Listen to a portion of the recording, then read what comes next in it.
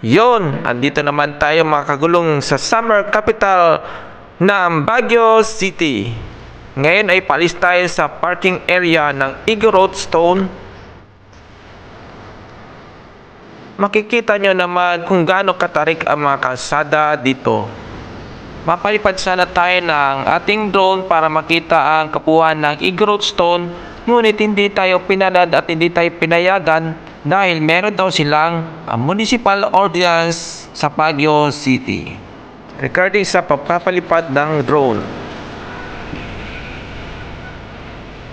Hindi na ako gaano gumawa ng video dito kasi na-feature na natin ito nung nakaraang episode.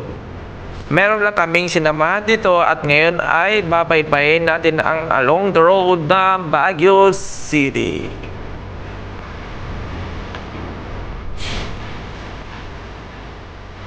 Ano nga ba ang gamit na motor ko dito ngayon sa Baguio? Ito ang Suzuki Avenis 125 automatic scooter. Napaka-komportableng imaneho at medyo pabor ito sa kalsada dito dahil hindi mo na kailangan gumamit ng clutch.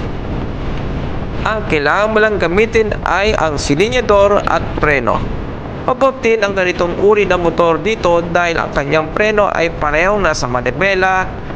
At kung gagamitin mo ang preno, lalo-lalo na sa palusong o pababang kalsada, ay may itutukod mo na maayos ang inyong dalawang paa para makapagbalanse ka at para maiwasan matumba, lalo-lalo na kung kargado na magagamit ang iyong motor.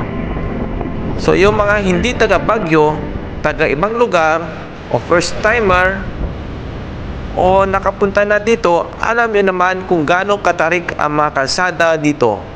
Meron sobrang pababa ng kalsada na biglang liko at sobrang tarik ng kalsada paakyat.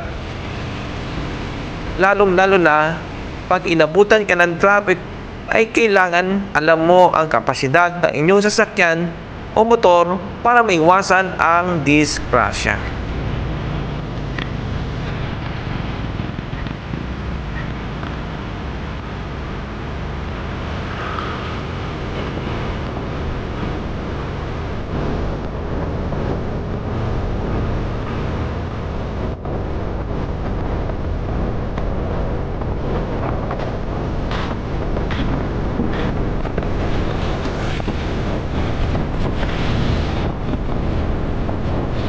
Muli, ito nga pala ang inyong kagulong na si Rich Bro.